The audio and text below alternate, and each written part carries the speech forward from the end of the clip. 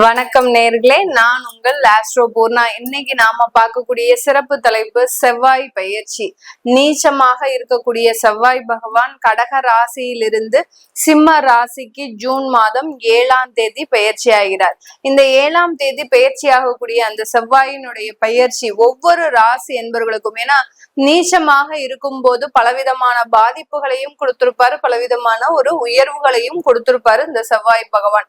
இப்போ அந்த நீச்ச இருந்து வெளியில வந்து செவ்வாயினுடைய பயிற்சி ஒவ்வொரு ராசி என்பர்களுக்கும் என்ன மாதிரியான ஒரு பலன்களை கொடுக்க போகுதுன்றதுதான் இந்த பதிவுல பார்க்க போறோம். இந்த சேனல்ல முதன்முறையா பாக்குறீங்கன்னா சப்ஸ்கிரைப் பண்ணிக்கோங்க. பெல் பட்டன்ல ஆல் ஆப்ஷன் சூஸ் பண்ணீங்கன்னா உங்களுக்கு என்னுடைய அடுத்தடுத்த பதிவுகள் நோட்டிபிகேஷனா வந்துட்டு இருக்கும்.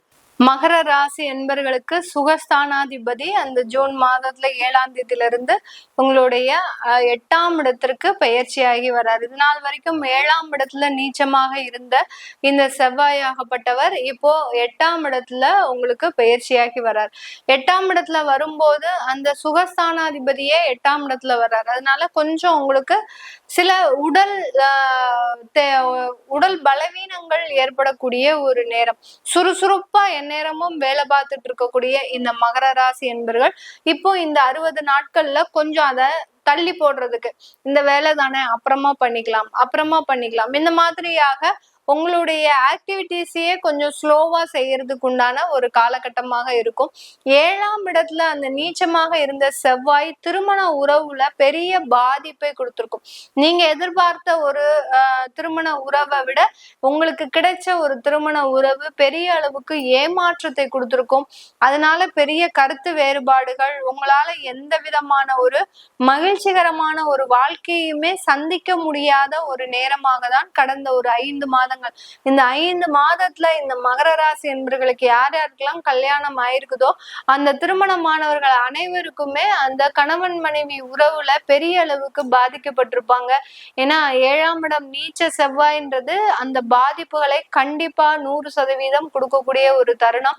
இப்போ இந்த 8ஆம் இடத்திற்கு மாறி வந்திருக்கே, இந்த 60 நாட்கள் எப்படி இருக்கும் அப்படின்னா, அந்த பழைய மாதத்துல 5 மாதத்துல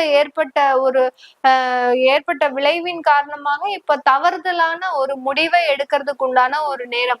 எல்லாருமே கொஞ்சம் கரெக்டா புரிஞ்சுக்கணும். கோச்சார நிலவரப்படி நம்ம சொல்லும் போது இது தற்காலிக நிகழ்வுகள் தான். உங்களுக்கு ஜனனகால ஜாதகத்துல ஒரு நல்ல அமைப்புகள் இருக்கு, திருமண உறவுகள்ல நல்ல அமைப்புகள் இருக்கு அப்படின்ற பட்சத்துல உங்களுக்கு எந்த பிரிவுமே வராது. உங்க ஜாதகத்திலேயே 7ல செவ்வாய் நீச்சமா இருக்கிறாரு, அந்த இடத்துலயே செவ்வாய் இருக்கிறாரு அப்படின்ற அமைப்புகளுக்கு மட்டும்தான் இந்த காலகட்டம் பிரிவுகளை ஏற்படுத்தி தரக்கூடிய ஒரு நேரமாக இருக்கும். இந்த 60 நாட்கள்ல தடாபுடான்னு நீங்க முடிவெடுப்பீங்க, அது பிரிஞ்சிடணும் அப்படின்ற மாதிரியாக. திருமணம் ஆகியே பாருங்க, ஒரு 5 மாதத்துல இந்த மாதிரியாக எல்லாம் முடிவெடுக்கிறதுக்கு உண்டான ஒரு வாய்ப்புகள் இந்த மகர ராசி என்பர்களுக்கு இருக்க போகுது. இந்த மகர ராசி என்பர்களுக்கு அந்த செவ்வாய் 8ஆம் இடத்துல இருந்து அவர்களுடைய 11ஆம் வீட்டை பார்க்கிறார். 11ஆம் வீட்டை பார்க்கும் போது கொஞ்சம் நீங்க நிதானமாக செயல்பட்டீங்கன்னா கண்டிப்பா இந்த பிரச்சனைகள் இருந்தெல்லாம் நிவர்த்தி அடையக்கூடிய ஒரு நேரமாக இருக்கும். நம்ம நெகட்டிவா சில விஷயங்கள் இருக்கு அப்படின்ற பட்சத்துல நம்மளுடைய அந்த கிரகங்களின் பார்வையை எடுத்து பார்க்கும்போது உங்களுக்கு பாசிட்டிவா தான் இருக்கு இந்த மகர ராசி என்பர்களுக்கு. அப்படி இருக்கும்போது உங்களுக்கு அதுல ஒரு நிதானமான ஒரு செயல்பாடு, தற்காலிக சூழ்நிலைகளை மாற்றுவதற்கு நமக்கு நிதானம் தேவை. அதுவும் இந்த செவ்வாய் பயிற்சிக்கெல்லாம் பாத்தீங்கன்னா எல்லா ராசி என்பர்களுக்குமே ஒரு திடீர்னு முடிவு எடுக்கிறதுக்கு காரணமே இவர் தான், செவ்வாய் தான். அந்த அளவுக்கு ஒரு கோபமும் ஒரு தாபமும் ஒரு தேவையில்லாத முடிவுகளை நோக்கி நம்ம நகரத்துக்கு காரணமே அந்த செவ்வாயினுடைய கிரகம் தான்.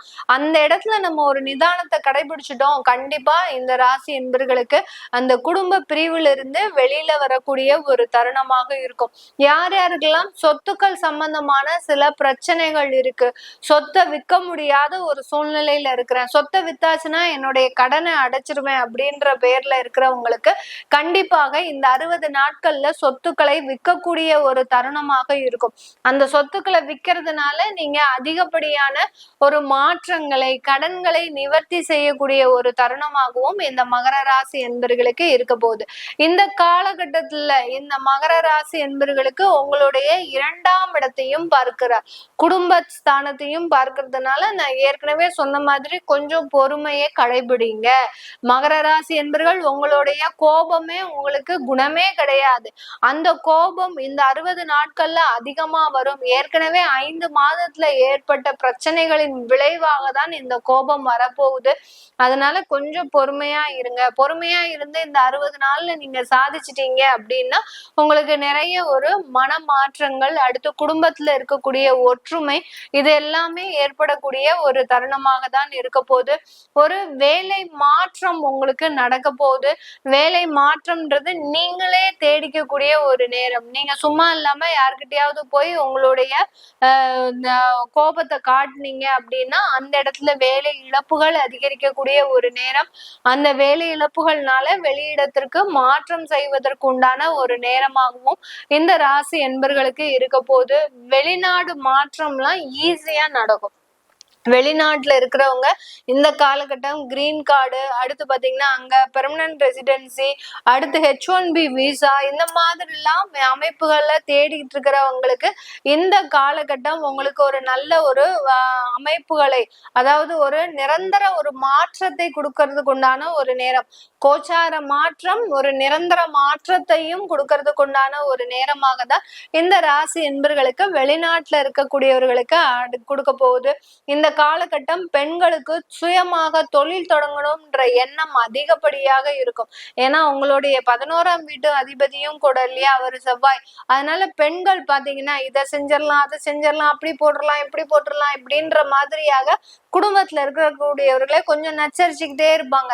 ஏன்னா அப்பனாதானே அந்த 8ஆம் இடத்துல இருக்கக்கூடிய செவ்வாய் ஆக்டிவேட் ஆகுவாரு.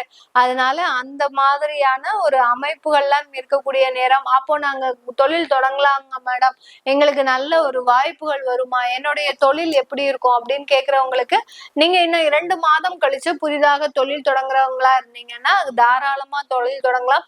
இப்போ இருக்கக்கூடிய நேரத்துல தொழில் தொடங்கக்கூடாது. ஏன்னா வருமானத்திற்கு உண்டான அந்த இடத்தையும் அவர் பாக்குறாரு, அடுத்து சுகஸ்தானத்தையும் அதிபதியும் கூட அந்த செவ்வாய். அதனால இன்வெஸ்ட்மெண்ட்ன்றது பெரிய அளவுக்கு உங்களுக்கு கிடைக்காது. இன்வெஸ்ட்மெண்ட்டை கடன் வாங்கி போடக்கூடிய ஒரு நேரமாகவும் தான் இந்த மகர ராசி என்பர்களுக்கு இருக்கும். இந்த காலகட்டத்துல உங்களுக்கு நல்ல ஒரு உடல் நலன்ல ஒரு முன்னேற்றங்கள், திடீர்னு ஏற்பட்ட வியாதிகள் அப்படியே மறைந்து போவதுக்கு உண்டான ஒரு தருணமாகவும் இருக்கும். அடுத்து மருத்துவ ஆலோசனைன்றது ரொம்ப எக்ஸ்பென்சிவா இருக்கும். ஒரு நல்ல ஒரு எக்ஸிக்யூட்டிவ் லெவல்ல, ஒரு விஐபி லெவல்ல உங்களுக்கு சிகிச்சை பார்த்தாதான் அந்த வியாதின்றது நிவாரணத்தை கொடுக்கும். ஏன்னா அந்த சுகஸ்தானாதிபதி 8ஆம் இடத்துல இருக்கும்போது கொஞ்சம் காசை அதிகமா செலவு பண்ணணும். செலவு பண்ணாதான் உங்களுக்கு அந்த வியாதியினுடைய நிவாரணம்ன்றது கண்டிப்பா கிடைக்கும். இன்சூரன்ஸ் போட்டு வச்சிருக்கீங்க அப்படின்னா ரொம்ப தாராளமா எங்கேயாவது போய் நீங்க அட்மிட் ஆயிடுங்க. வியாதி இருக்கு அப்படின்ற பட்சத்துல ஒரு பெரிய ஹாஸ்பிட்டலா பார்த்து, மல்டி ஸ்பெஷாலிட்டி ஹாஸ்பிட்டலா பார்த்து அட்மிட் ஆயிட்டீங்க அப்படின்னா அவங்களே உங்களை பத்திரமா வீட்டுல கொண்டு வந்து சேர்த்துருவாங்க. அந்த அளவுக்கு ஒரு ஹைஜீனிக்கு நல்ல ஒரு ஹைஃபையான ட்ரீட்மெண்ட் உங்களுக்கு இந்த ராசி என்பர்களுக்கு கிடைக்க போகுது. இதெல்லாம் மகர ராசி என்பர்கள் விரும்புவாங்களா, அதை முதல்ல பார்க்கணும் இல்லையா?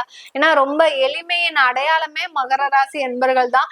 இவர்கள் இதெல்லாத்தையும் செய்யறதுக்கு விருப்பப்படுவாங்களா அப்படின்னா கண்டிப்பா படவே மாட்டாங்க. அதனால பெரிய அளவுக்கு மன பாதிப்புகள்ன்றது கண்டிப்பா இருக்கும். அதுதான் அந்த செவ்வாய் செய்ய போறாரு.